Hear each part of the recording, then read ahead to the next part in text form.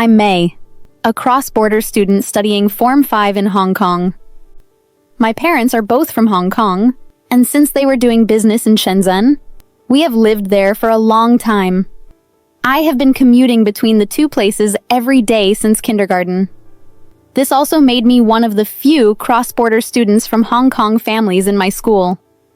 Due to the COVID-19 epidemic, I did not physically study in school from P6 in primary school until the second semester of Form 3 here in secondary school. At first, I was placed in a poor academic performance class and even bullied. At that time, I felt like I was living in a sewer, but I chose to focus on my studies and worked hard and finally got into the second best class. My current teacher is more accommodating, especially in English class. Although the teacher often taunts us, the atmosphere of everyone joking with each other makes me feel relaxed. I made up my math every Friday after school and my English on Saturday to try to catch up. Although I was occasionally lazy and addicted to my phone, I knew I had to be more disciplined when I thought of my peers from my primary school who were admitted to top schools. As a cross-border student, socializing used to be a problem. When I first returned to school in Form 3, I had almost no friends, but then I met a classmate who was also a cross-border student because of our seats, and we played ball and went shopping together after class, and gradually became each other's support.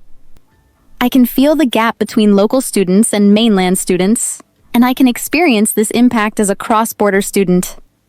Once, my classmates were surprised that I was fluent in Cantonese, which made me laugh and cry. Many people assume that cross-border students are mainlanders, and that cross-border students will not integrate. Loose school discipline here made it difficult for me to adapt.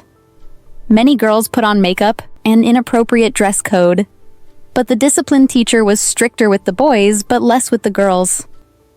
Even though I'm a girl, I always follow the rules. Despite this, I was involved in several activities, serving as a student leader, joining the Girl Guides, and the Calligraphy Society. I also participated in English recitation competitions, and these experiences made me realize that teachers are still willing to provide opportunities for students who take the initiative. My family is not wealthy, but it is enough to support my studies. My parents were busy with business and rarely asked for details, but my brother's experience gave me direction. When he returned to Hong Kong to work after studying in the UK, he often guided me on course selections and career plans.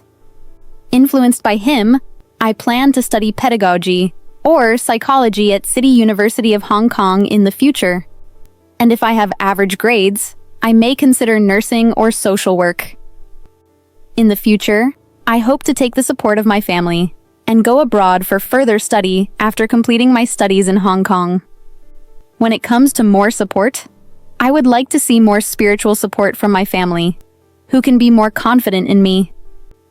The support of the school is quite sufficient because I have already gone to the second best class, and they have already given me the best in the limited teaching resources. Unless the school building can be renovated, or the teachers are more disciplined than students, I know it's hard to implement.